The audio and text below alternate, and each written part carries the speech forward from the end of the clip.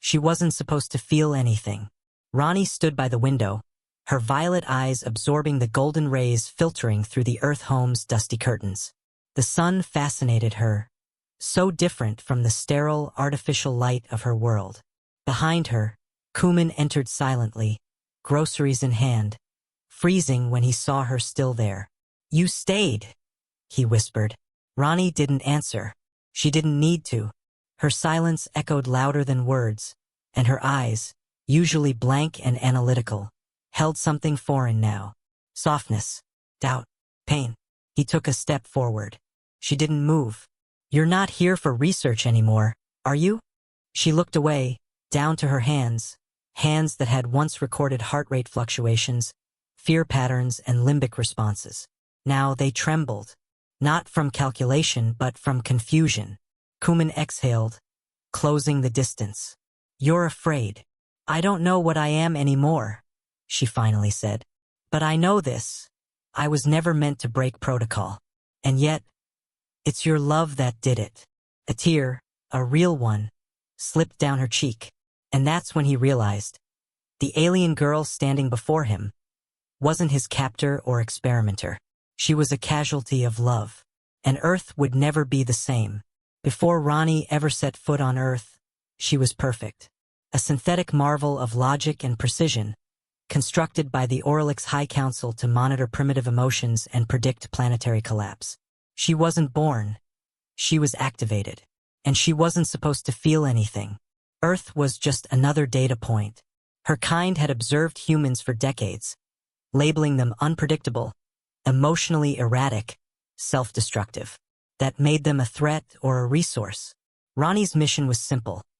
Integrate silently, collect data, avoid attachments, and report back. She arrived in human form, blue-skinned but humanoid enough to pass with proper cloaking. But something unexpected happened. Her ship malfunctioned during re-entry, and she crash-landed alone. Injured, cloaking offline, exposed. Enter Cuman, a reclusive artist, emotionally isolated after the tragic death of his sister. He found her in the woods behind his home, bleeding, unconscious, otherworldly. But instead of fear, he felt a strange responsibility. He brought her in. He didn't ask questions. He just helped. At first, she watched him like a scientist would a specimen, quietly, methodically. But Cuman never asked for anything in return. He offered food, space, comfort, safety. And every day, the data she was meant to collect started to feel personal. He painted her once, not as an alien, as someone lost, someone longing. And for the first time, Ronnie looked at her reflection and didn't recognize herself. She asked questions she wasn't programmed to ask. Why does he care? What does it mean to miss someone? To dream? To laugh at nothing? The more she learned, the less her mission made sense. Her kind didn't understand these things. They didn't dream or mourn or fall in love. But humans did. And so did Cuman. And that made him dangerous. Soon, the council began sending encrypted signals. Return. Report. Disconnect. She ignored them. Her systems glitched. Her purpose fractured. The feelings that bloomed inside her couldn't be explained by science. And when she finally touched Cuman's hand, not as a study, but in fear, comfort, and something deeper, she realized the impossible had happened. She wasn't observing humanity anymore. She was becoming human. But this transformation had consequences. She was bound to her creators by more than just duty. She was biologically and technologically tethered. Every heartbeat she felt risked exposure. Every feeling she accepted shortened her operational life. She was dying, not physically, but spiritually. Becoming something new meant letting go of what she was built to be. And as Cuman began to fall for her too, his world, already filled with loss, was about to collide with something even more devastating. The truth. She was not here by accident. She was part of an experiment. And now she was choosing to break it, all for the one thing her creators never accounted for: love. This was not just an alien story. This was the beginning of a transformation that would alter two worlds, and prove that even the most artificial hearts could break. And love, once planted, could never be unlearned. The days that followed were wordless, but not silent. Ronnie didn't speak much. Her language, at least the one she was built with, didn't rely on vocal cords. Emotions were considered irrelevant, static in the signal. But Cuman lived in a world of feeling, and though they had no shared dialect, they somehow understood each other. He gave her a name, Ronnie. She tilted her head at the sound of it, curious, confused, almost shy. Her species didn't use names. They had functions, serial codes, purposes. But Ronnie sounded warm, personal, like she belonged to something or someone. She watched him move through his routines. Watering plants, brewing tea, feeding the old stray cat that refused to leave the porch. And in return, Cuman watched her watching. She moved gracefully, every motion deliberate, as if testing what it meant to exist on this strange, feeling-driven world. One day, Cuman took her hand, not out of affection, but demonstration. He placed it on his chest. "This," he said softly, "is where it all starts." The heartbeat under her palm startled her. Rhythmic, chaotic, alive. She closed her fingers. She didn't understand, not fully. But she wanted to. That night, she copied him. She sat by the window, fingers against her own chest, trying to feel something. Anything. Her creators hadn't given her a heart like his, but something was happening inside her. Something unmeasurable. Every moment with Cuman was teaching her something her mission couldn't. How kindness had no algorithm. How silence could be safe. How pain could carve space for something beautiful. She began helping him paint. She didn't know what colors meant emotionally, but she mimicked him, stroke for stroke. Cuman taught her textures, warmth, light. He laughed when she tried mixing red and blue and ended up smearing it across the canvas like war paint. "I don't know what I'm doing," she said quietly one evening, startling them both. Her voice sounded human now, softer, unsure.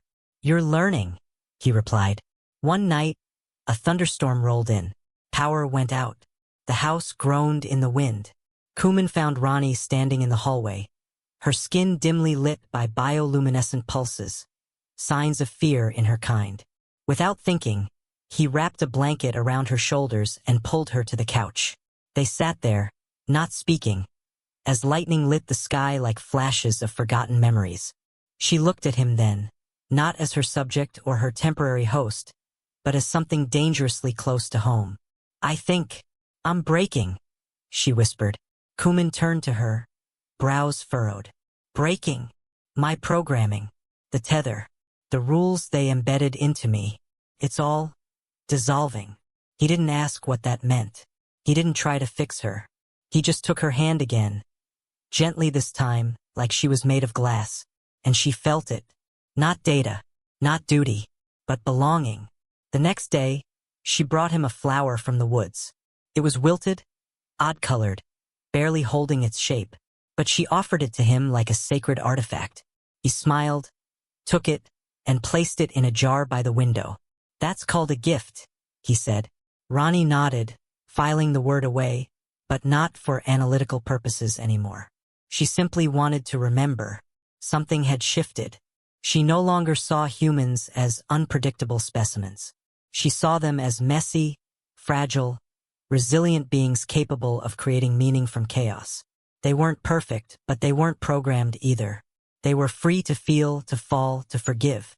And with each passing day, she wondered, what if that was the real evolution? Not logic, not order, but love? She didn't realize she was smiling more, that her eyes lingered longer on Cuman, that her responses were no longer calculated, but instinctive. She didn't notice her pulse sinking to his when they were close, but her creators did. Back in orbit, a signal pulsed in warning. The tether, her emotional firewall, was failing. Soon she would be unreachable, unrecoverable, and worse. They feared she was beginning to love him back. But Ronnie didn't care, because for the first time in her existence, she felt alive. Ronnie knew the signal had been sent. It was subtle, just a flicker in the back of her mind, like a shadow brushing against her thoughts. But it was there, the recall order, the silent command, return or be neutralized. Her creators had no use for soldiers who hesitated, even less for those who fell in love with the enemy. Cuman was asleep when she left the house that night. The moonlight softened his features as he lay wrapped in a blanket, completely unaware of the storm forming just beyond the treetops. Ronnie stepped outside, the cool earth beneath her feet reminding her of the weight of the choice she had to make. Hovercrafts shimmered high in the atmosphere, scouting, watching. Her kind had arrived, not to rescue her, but to erase what she had become. The next morning, Cuman found her standing at the edge of the field, staring at the horizon like she could see something he couldn't. "They're coming," she said without turning. He didn't ask who. He didn't need to. "Can we run?" he asked. She shook her head. "You can't outrun them. Not with legs. Not with love." Silence stretched between them. "Then fight," he said. "We fight." She turned to him, eyes wide, not in fear, but in disbelief. No one had ever fought for her before. That night, they prepared. Ronnie rigged a sensor array to scramble signals. Cuman hid the few relics they'd created together. Sketches. A book she was learning to read. The dead flower now dry in its jar. When the ships landed, the ground trembled like the planet itself knew what was coming. From the smoke stepped a figure clad in obsidian armor. Another of her kind. Tall, cold, perfect. But this one hadn't forgotten its programming. "You've contaminated yourself," it said. Its voice filtered through synthetic cords. "Return now or be recycled." Ronnie stepped forward. "No." The word was small, but it hit the ground like thunder. Cuman moved beside her, holding nothing but his presence as armor. He stood tall, even though he was human, soft-skinned, vulnerable. "She belongs here," he said. "She chose to." The alien commander tilted its head. "Emotion, attachment, illogical, weak." "No," Ronnie whispered, stepping closer to Cuman. "It's what makes us strong."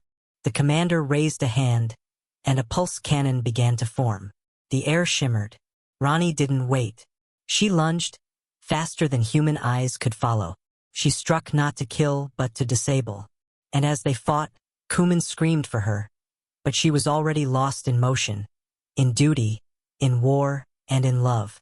When it ended, the commander lay unconscious, its systems fried. Ronnie stood shaking, her bioluminescent veins flickering like dying stars. "I can't go back," she said. Cuman stepped forward. "You don't have to." But it wasn't over. Later that week, more craft arrived. This time, not soldiers but diplomats. Her defiance had triggered a conflict bigger than either of them. Ronnie was summoned to a tribunal aboard the mothership.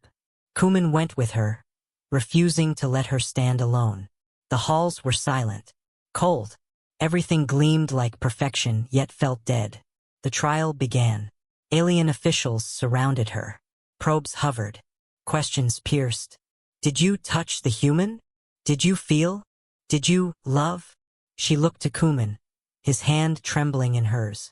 "Yes," she answered. Gasped. Static. A million silent sensors lit up across the galaxy. Love. The one concept they hadn't conquered. An argument broke out between factions. Some called her broken, others whispered she might be evolved. That perhaps emotion wasn't contamination, but the next step in the code. One ambassador, old and weary, leaned forward. "What did it feel like?" he asked. Ronnie paused. She didn't try to translate it into logic. She couldn't. "It felt like gravity," she said. "Like falling, but choosing not to land." The chamber went quiet. They returned to Earth weeks later, under observation, under risk, but together. The clash of their cultures didn't end. Ronnie still struggled with human things. Chaos, grief, laughter. Cuman struggled too, with fear, with doubt, with the danger loving her brought. But each day they built something new. A language not made of words or algorithms, but of glances, touch, silence, breath. She was no longer just a soldier, and he was no longer just a man. They were something in between. And maybe that's where evolution begins, in the places between what we're told to be and who we choose to become. They were no longer hiding, But they weren't accepted either. Ronnie and Cuman returned to Earth under strict surveillance. Drones hummed above their home, cloaked eyes always watching. The world had taken interest, not just in Ronnie's defection, but in their bond. It wasn't called love by the officials. They called it an anomaly, a psychological entanglement, a threat to cultural integrity. But the way Cuman looked at her didn't feel like a threat. It felt like something ancient, something right. Still, something had changed since the tribunal. Not outside, inside them both. Ronnie started waking at night, hands trembling. Her veins glowed faintly in the dark, brighter than before, like her biology was rewriting itself inch by inch. Her connection to the alien network, the hive, had been severed, but something else was forming in its place. Something new, something human. Cuman saw it too. The way she blinked too long after touching his face. The way her voice caught when she read human poetry aloud. She wasn't mimicking anymore. She was feeling, and it scared her. One night, as wind hissed through the trees and the drone above hovered silently, Ronnie whispered, "What if I'm becoming something that belongs nowhere?" Cuman looked up from the book in his lap. "Then I'll build the place with you." But the world wasn't ready for that. They were summoned, again, not by her people but by humans. Earth's unified council had questions, doubts, fears. What happens if more of them fall in love with us? Can they breed? Is this the first step in invasion or evolution? The questions cut deeper than any weapon. For the first time, Ronnie didn't answer. Cuman stood up. She didn't come here to destroy us. She left everything she knew, risked her life, to be here. And you're afraid of her because she chose to love. A silence fell over the council chamber. She crossed a line none of us ever dared to, he said. And maybe that line wasn't a boundary, it was a cage. But lines weren't only political. They were personal too. One evening, months later, Ronnie found an old recording device tucked away in a storage chest. She tapped into its memory. A message from her former commander. "You are still one of us. You will always be, but you are broken now. And you know what we do with broken things." It wasn't a threat. It was a promise. She didn't tell Cuman at first, but he saw it in her eyes. The weight, the worry. When she finally showed him the recording, he sat in silence, his jaw clenched. "They'll come for you again," he said. She nodded. "They might already be here. What will you do?" She didn't answer right away. Then finally, "What we do." That was when they crossed the final line. Together they went public. Not with defense, not with warnings, but with a message. Broadcast across Earth and translated into interstellar code. It was Ronnie who spoke. "I was born to conquer," she said. "Programmed to dominate, designed to erase anything that did not serve the hive. But then I met a human." She looked into the camera, but her eyes searched deeper, through screens, through walls, through fear. "He didn't try to change me. He didn't run. He understood me. And in doing so, I began to understand myself." The message spread like wildfire. Some called her a traitor. Others called her the bridge. But everywhere, the world watched. And on distant planets, so did others of her kind. Quietly, secretly wondering, could I feel too? That night, Ronnie and Cuman stood on a hill overlooking the city. Lights flickered like stars below. "You know we can't go back," she said. "We never were going back," he replied. She looked at him, something behind her eyes pulsing. Not pain, not programming, something human. Then, she leaned forward and kissed him. Not like before, not tentative, not curious, but with certainty. She had crossed the line, and the world was about to follow. Ronnie had kissed him before, but it had never felt like this. There had always been a hesitation behind her touch, a calculating silence. Her fingers would rest on his skin as if translating signals, searching for meaning. But now, there was no filter, no algorithm, just presence. Heat, a quiet certainty blooming between them. And in that moment, Cuman knew something had changed. Not just in her, but in him too. They were no longer guessing, no longer questioning whether their feelings were real or some strange, interspecies fascination. They simply were. But connection was never simple, especially not for them. Ronnie began to speak in metaphors, something she'd struggled to grasp for months.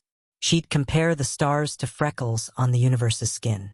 She'd call laughter sky music. Cuman would smile, half in awe, half in fear, because what was happening inside her wasn't supposed to happen. She wasn't mimicking humanity anymore. She was absorbing it, becoming it.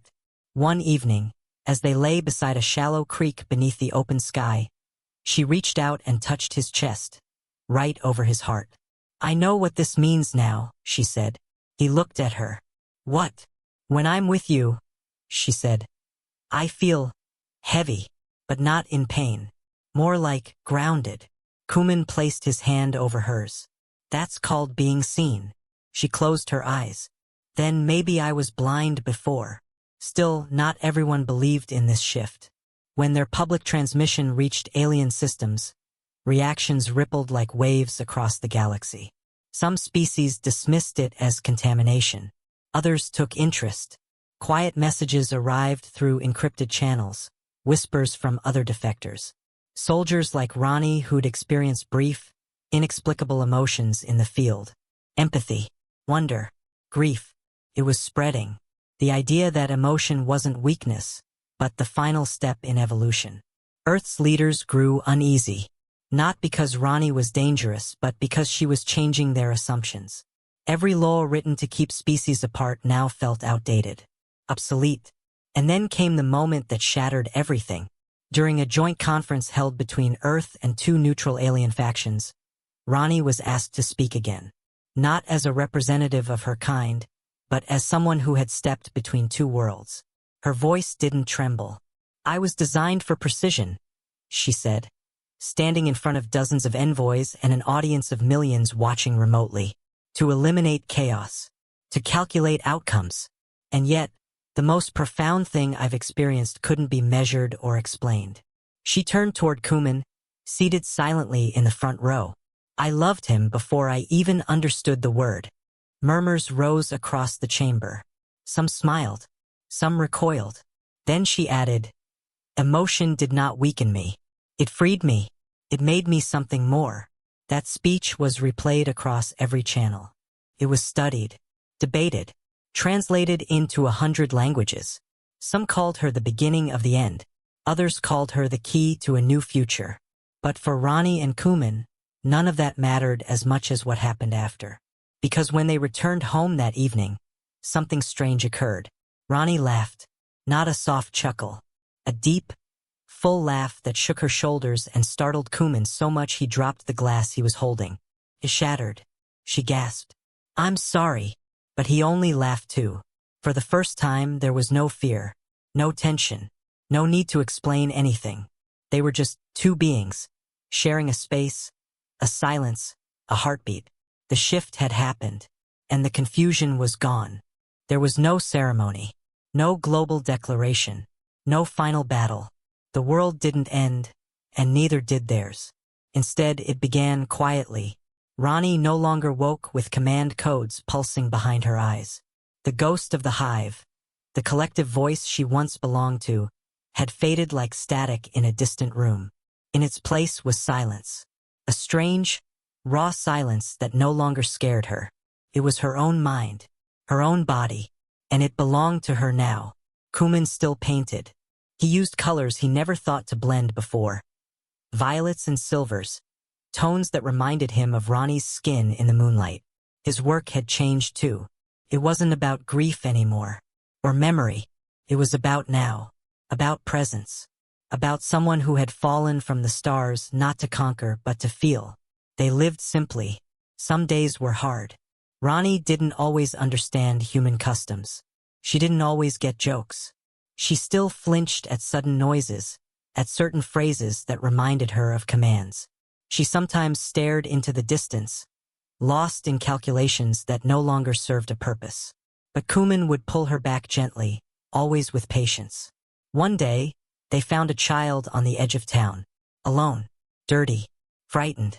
Ronnie knelt beside her and didn't speak. She just opened her arms. The girl ran into them. Later, Cuman whispered, You're more human than most I've met. She didn't answer. She just smiled, barely, and held the child closer. Years passed. Ronnie learned to grow plants.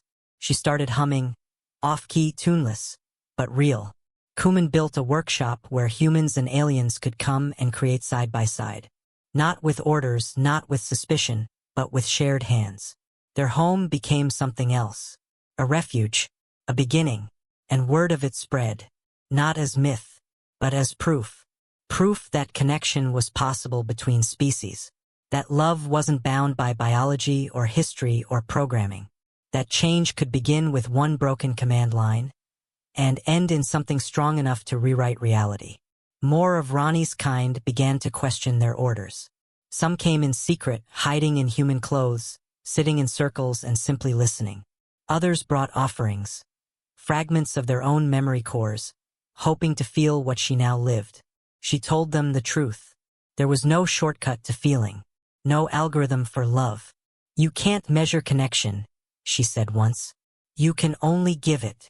Cuman watched her speak and realized she had become something far beyond the girl he'd found in the forest. She was a bridge now, not between planets, but between hearts. One evening, as the stars blinked over their little home, Cuman stood with her beneath the same sky she once fell from. You ever miss it? He asked. Your world. She looked up. I never lived there, she said. I was just built on it. He nodded.